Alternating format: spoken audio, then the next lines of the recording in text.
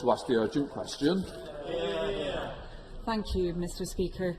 To ask the Chancellor of the Exchequer if he will make a statement on the process by which Greensill Capital was approved as a lender for the Coronavirus Large Business Interruption Loan Scheme. Minister. Thank you, Mr Speaker. Greensill Capital UK Limited were approved by the British Business Bank for the Coronavirus Business Interruption Loan Scheme and the Coronavirus Large Business Interruption Loan Scheme last year in accordance with its published guidance on accreditation. All decisions taken by the bank were made independently and in accordance with the bank's usual procedure. The criteria by which the decisions were made were based on those used in the existing Enterprise Finance Guarantee Scheme, dating back from 2009, and were set out in the CBILs request for proposals, which was a publicly available document. These criteria included minimum requirements such as the ability to demonstrate a track record for lending to larger enterprises, provision of evidence-based forecasts, the ability to demonstrate that it has sufficient capital available to meet their lending forecasts, a viable business model, robust operations and systems, that the proposed lending will not have unreasonable lender-levied fees and interest, and that the lender has all the necessary regulations, licences, authorisations and permissions to operate the scheme. All accredited lenders are subject to regular audit by the bank to ensure their compliance with scheme rules. Following an analysis of loan data as part of its standard diligence, the bank opened an investigation into Greensill Capital's compliance with the terms of the scheme in October 2020 and informed the Government of this on 9th of October. That investigation is continuing, and the Government's obligations as guarantor under the CBILs guarantee are suspended on a precautionary basis. It wouldn't be appropriate to comment further on the investigation at this time. Shadow Chancellor Lee Scott.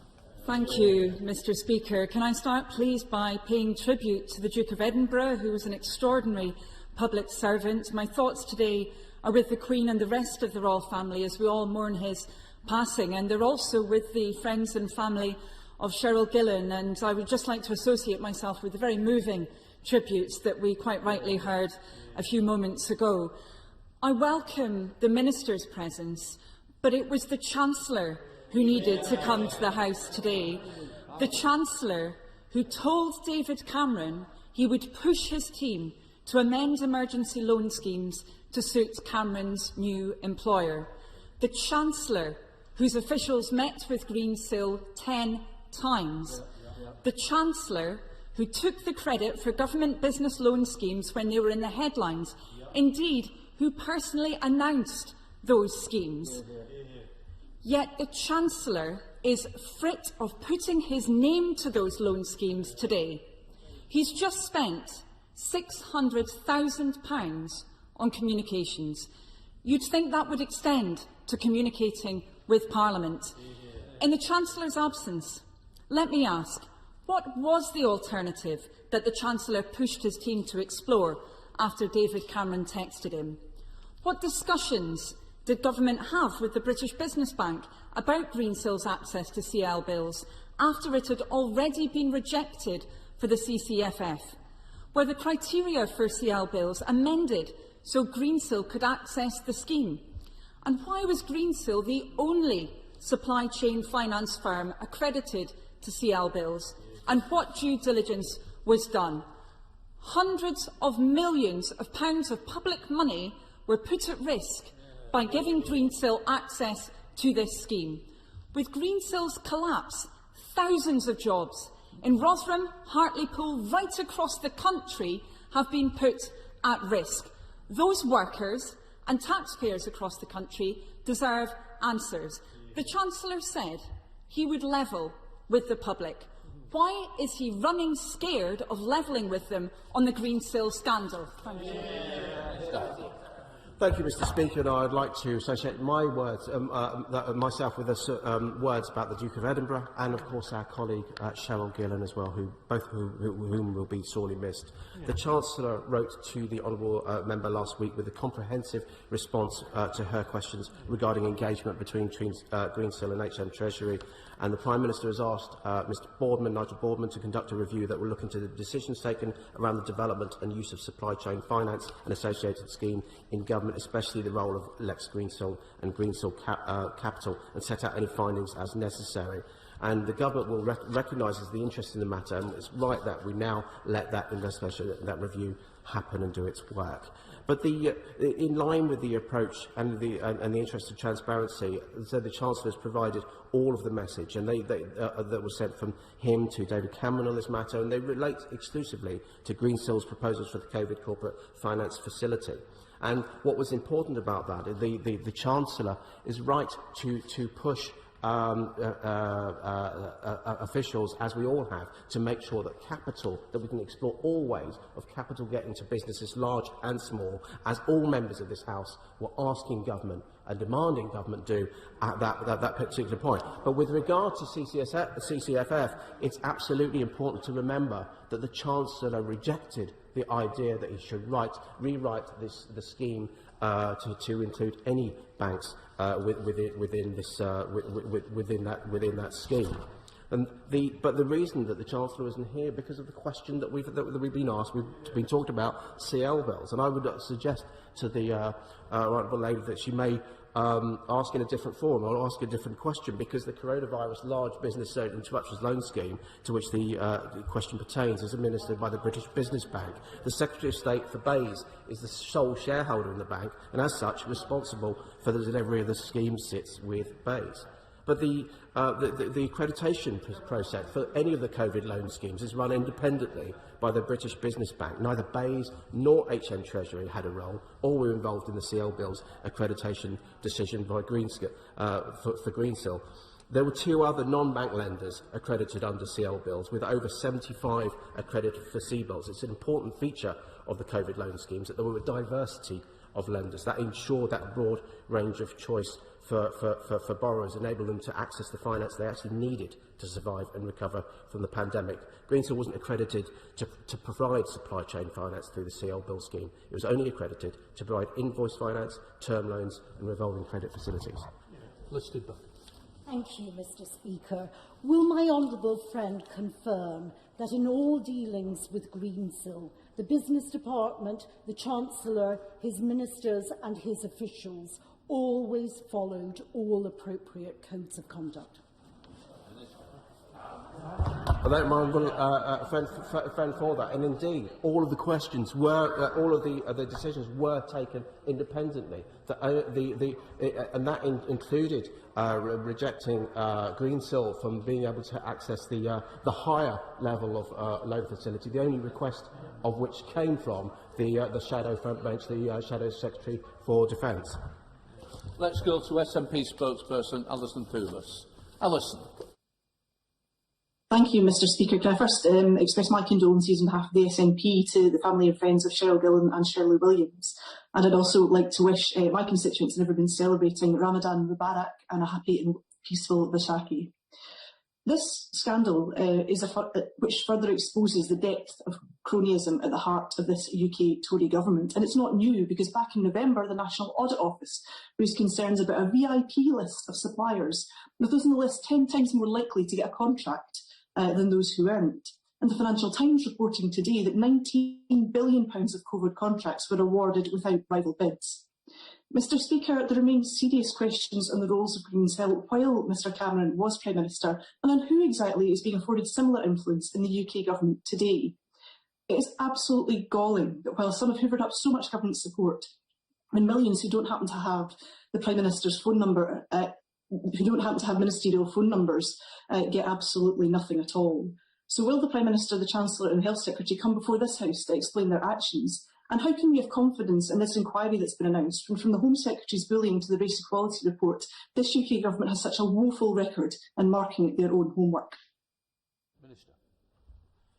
Thank you, Mr. Speaker. A number of those issues were slightly wider of the mark of this particular question, but indeed the review will do its work, and Nigel Boardman has had the assurance of all the parties that they will cooperate and offer any information required, and he's due to report back at the end of June. Jacob.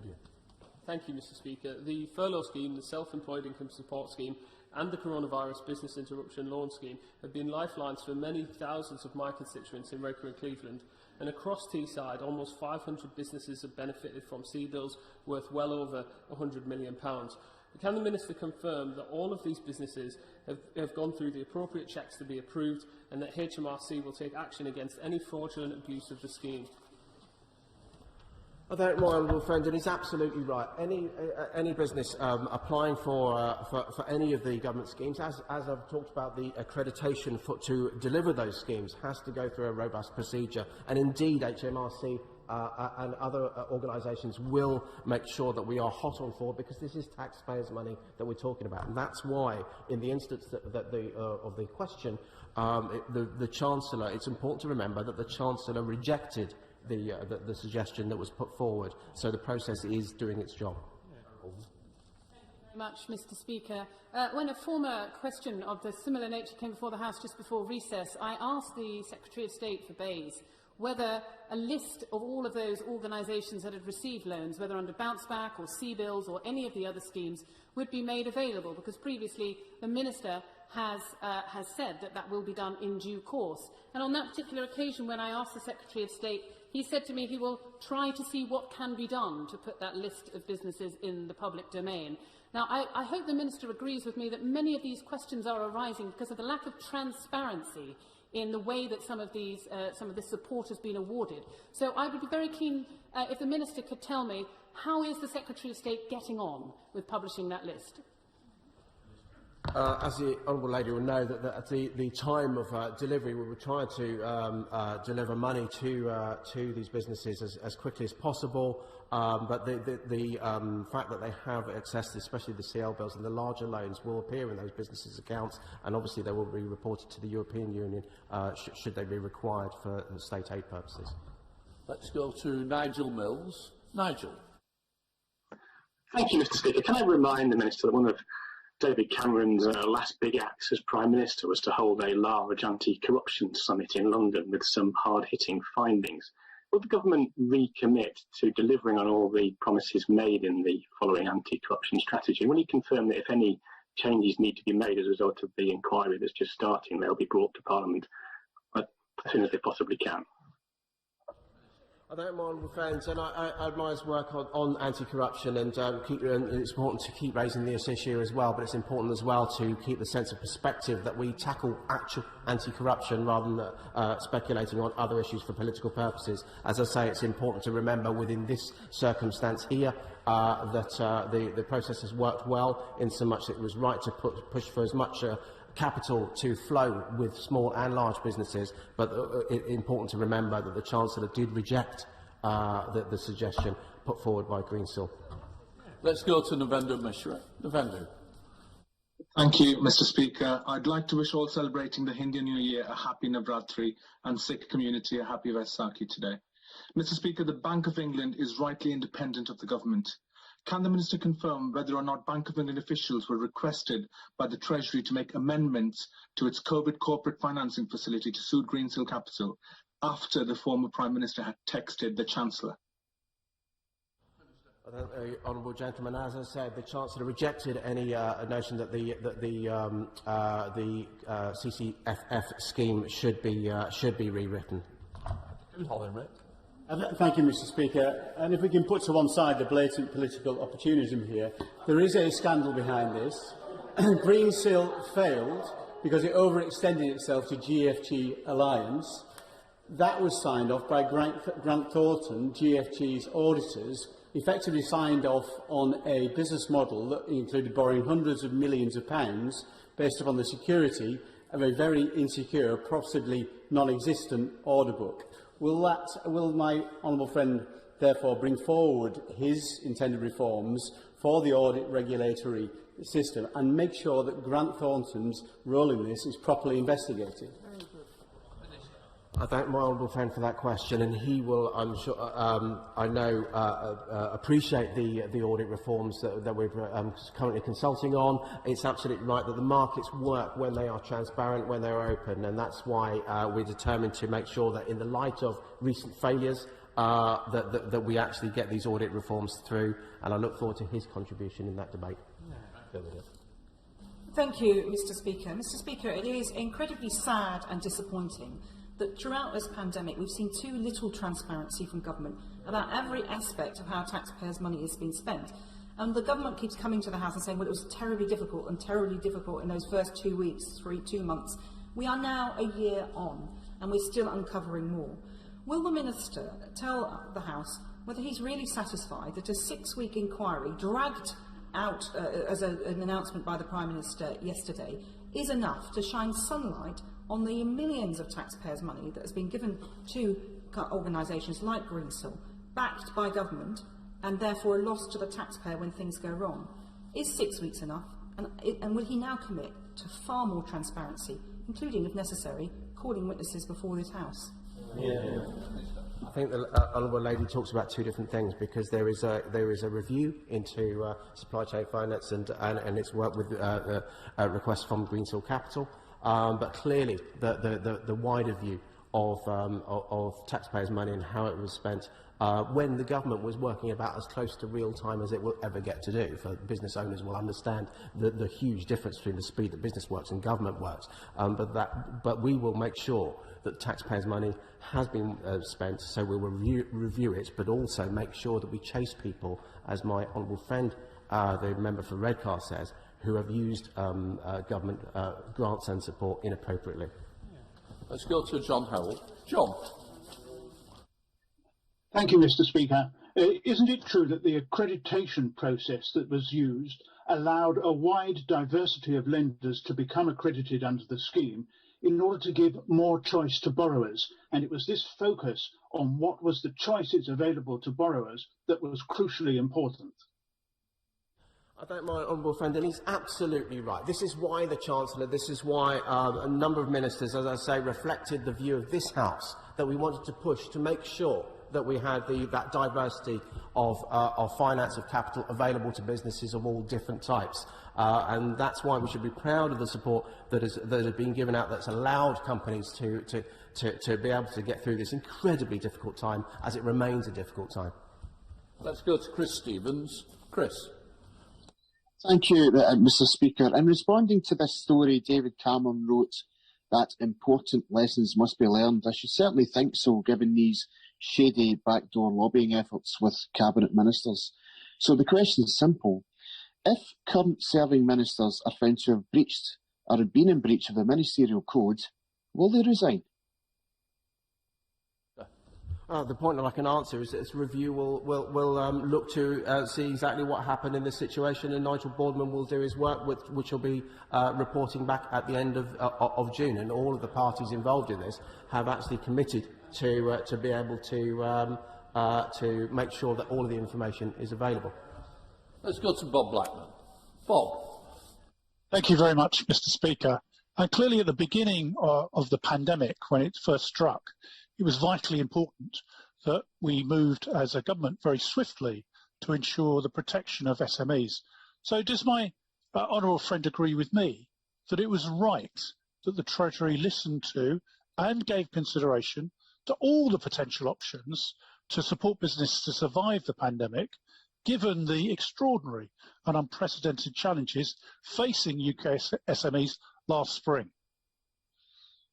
My honourable friend is absolutely right, because the scheme that we were asked about today, that large businesses, protects a large number of jobs within those big companies within that. But it's also right that we looked at a diversity of lenders, a diversity of approach to cover small businesses as well, who don't always have the resilience, the capacity, as those larger businesses do, to be able to survive and respond in these tough times. Let's go to Steve McCabe. Steve.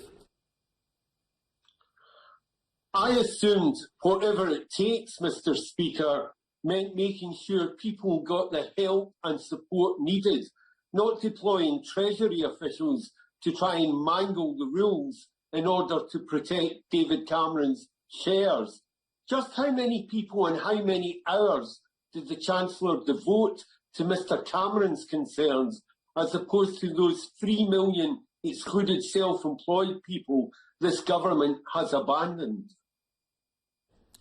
The Chancellor and other government ministers have spent many, many hours speaking to lenders, speaking to businesses of all sizes, to make sure that we can best reflect and flex on the support that's given to them. The system worked when he was asked to change the scheme inappropriately, and because it was a government-backed scheme with the Bank of England rather than allowing banks to be involved in the CCFF, and that's why he rejected that, which meant the procedure went well.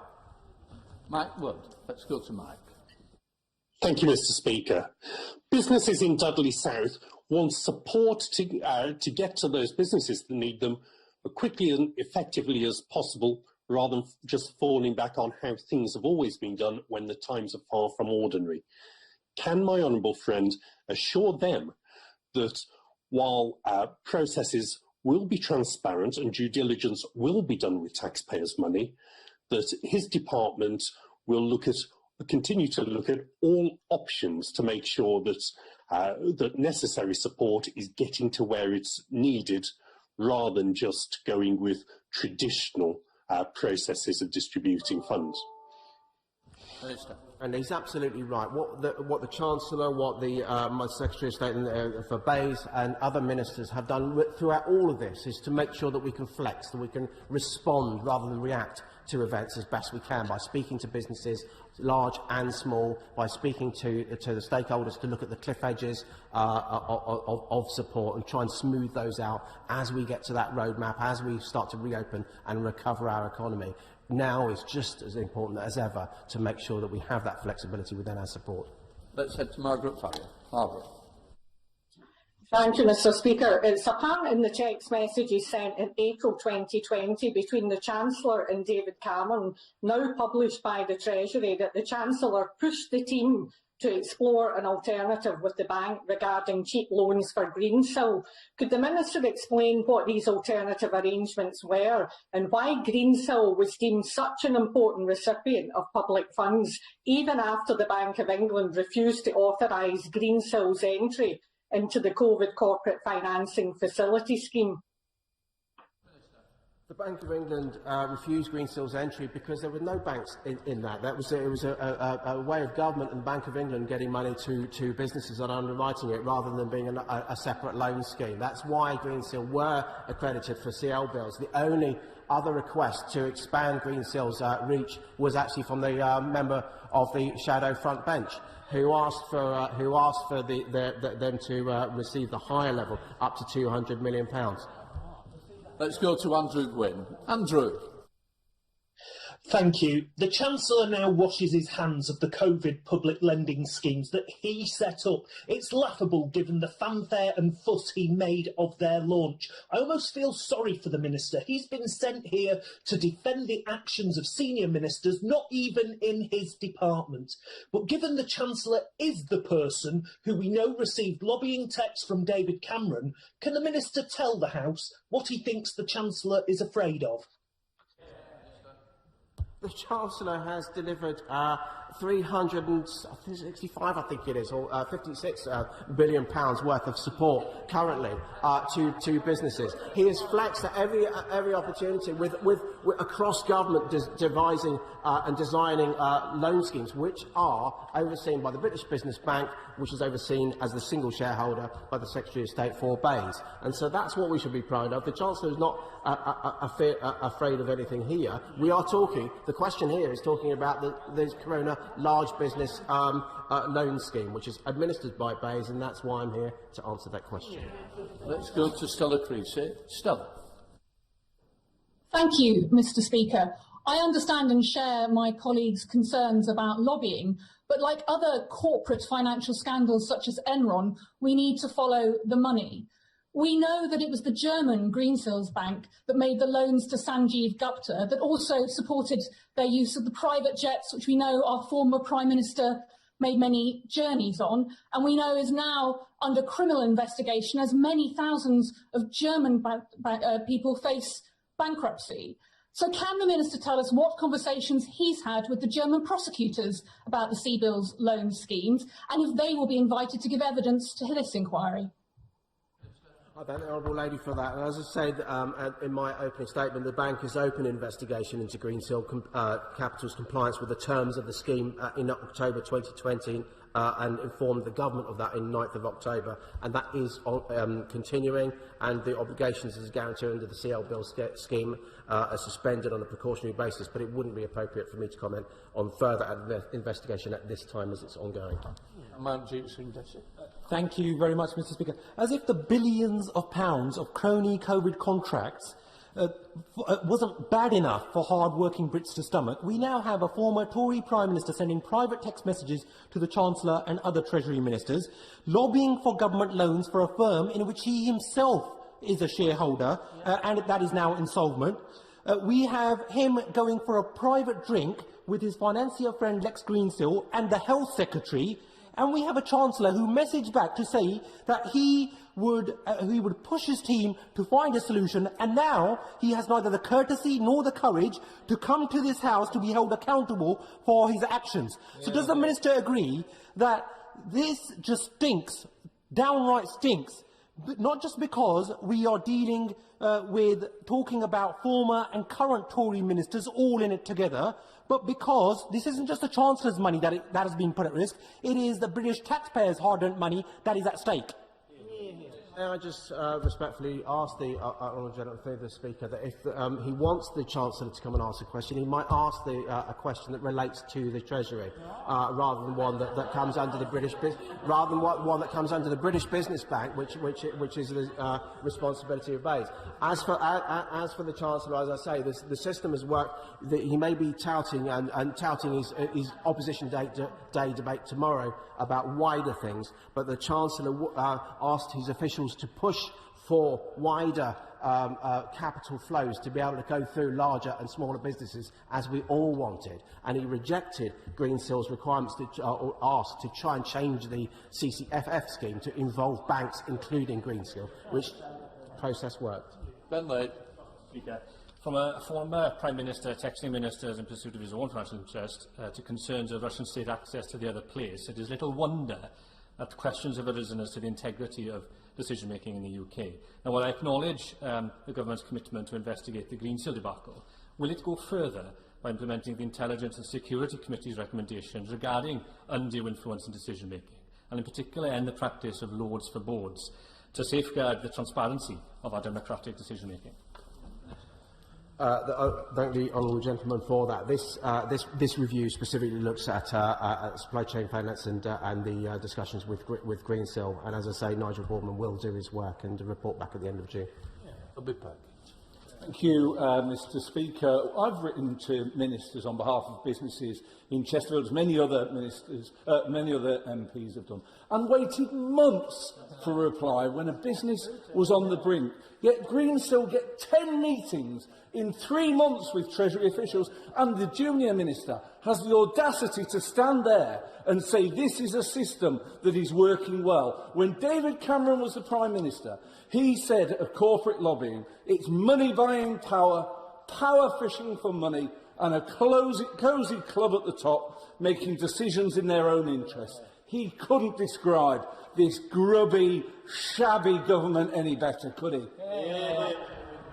Treasury ministers, as have other ministers, have had a number of meetings with lenders of all sorts, and that's why, as we've heard earlier, it's so important to have the diversity of lenders involved in that. And that becomes from understanding their model, understanding what support they can give. But that accreditation itself was determined independently by the British Business Bank. Alan Brown. Thank you, Mr. Speaker. The inquiry announced by the Prime Minister seems to focus on the actions of David Cameron, but it's quite clear what's bigger consideration is the actions of the government ministers and how they interacted to get Greensill what they wanted. And Mr. Speaker, this goes along with government business as usual, which is crony appointments to the House of Lords, crony appointments to external bodies and regulators, Tory peer Baroness Harding appointed for the rollout of the failed track and trace system, and then all the dodgy PP contract awards.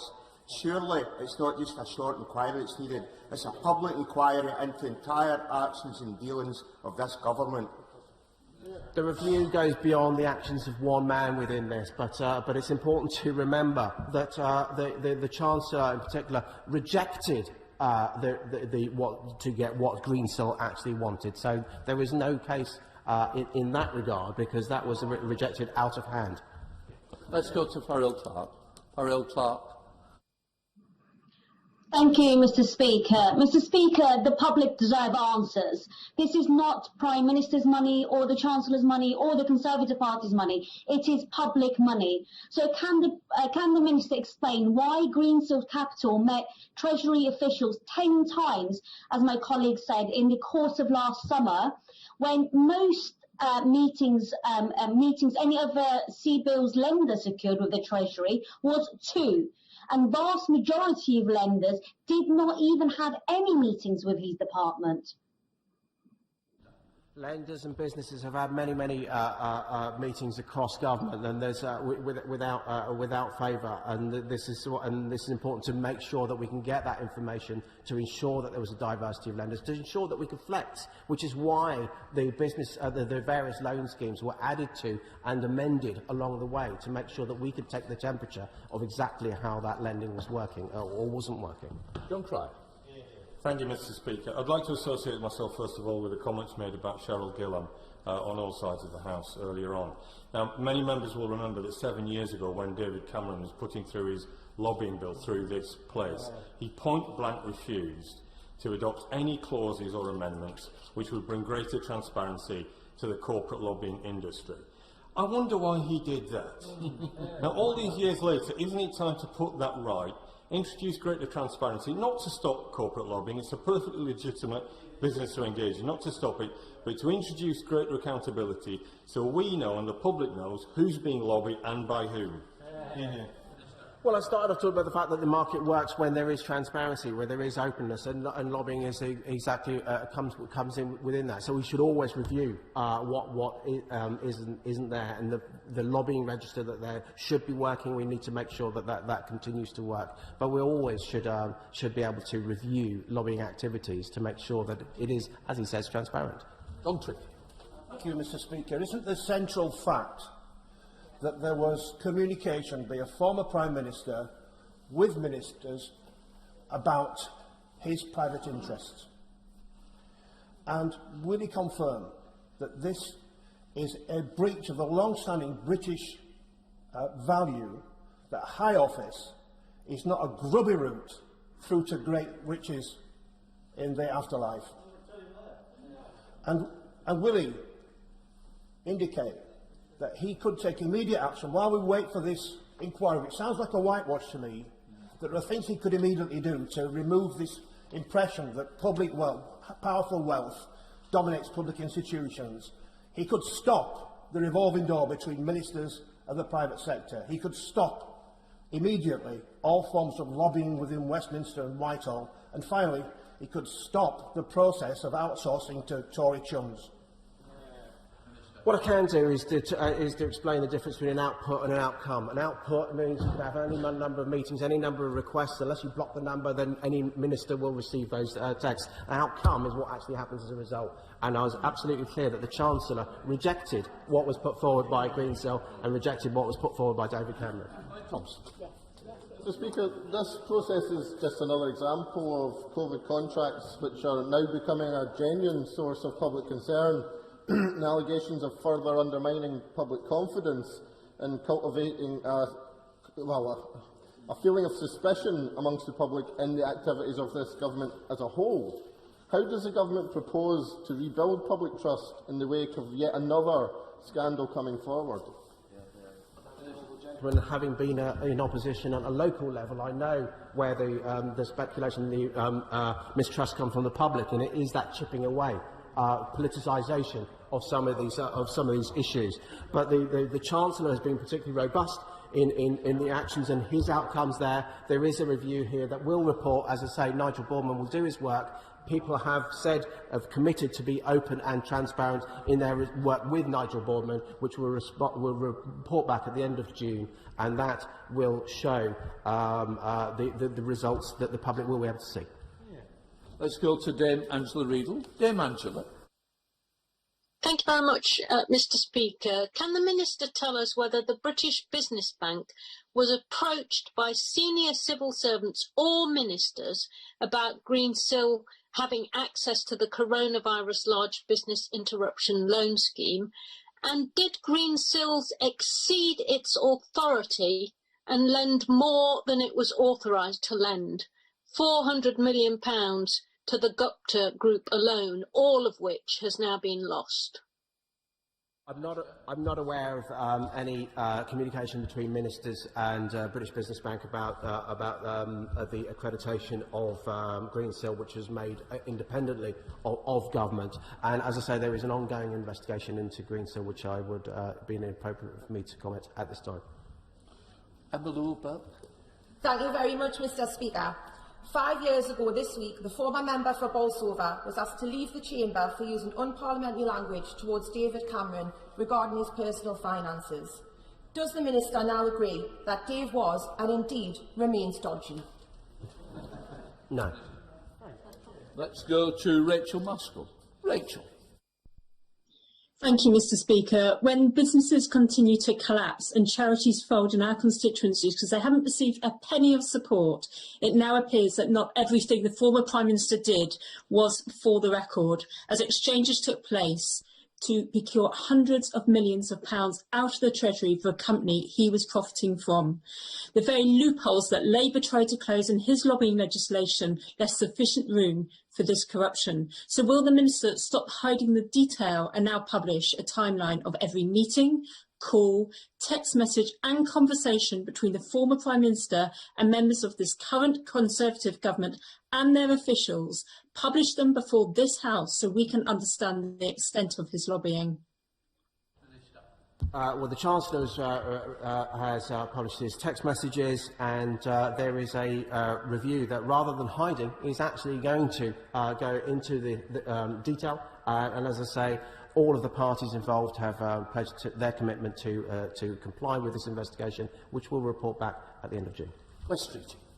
Thank you, Mr. Speaker. The simple fact is, again and again and again, members on all sides of the House pleaded with the Chancellor to meet with us to hear the plight of millions of people who were excluded from any government support, and the Chancellor would never find the time for such a meeting. But a few texts from Dodgy Dave and Greensill's got 10 meetings and a ream of correspondence with senior Treasury officials, the type of access that most businesses in this country could only dream of. So can I ask the Minister why it was, in correspondence between Greensill and a senior Treasury official, they put in words, and I quote here, whilst not using this precise phrasing, we have crafted a formulation both in substance and form which provides an even stronger political position. Why is a private company advising Treasury officials about political positioning? And doesn't this show, despite his protestations, why it's ludicrous that the Business Minister is here and not the Chancellor? And if the Chancellor had nothing to fear, he'd have nothing to hide and would be here to answer the questions. I'm afraid in government we have to deal with details, and details is sort of asking the right question. Details is asking the right question in the first place. If you ask a question about a BEIS responsibility, I think it's fair and reasonable that a BEIS minister should come here and do it. But I come back to the point. I come back to the point that the honourable gentleman can come up with all he likes about process. What businesses want are outcomes, and outcomes that means business capital flowing through these businesses. And the outcome in this situation was that the Chancellor rejected such a proposal. But the detail that he's talking about will be investigated by Nigel Boardman, and that review will be published by the end of June 2020. Stephen Flynn, final question. Thank you, Mr. Speaker. Just 3 weeks ago, I asked ministers to back an independent investigation into the actions of crony Cameron.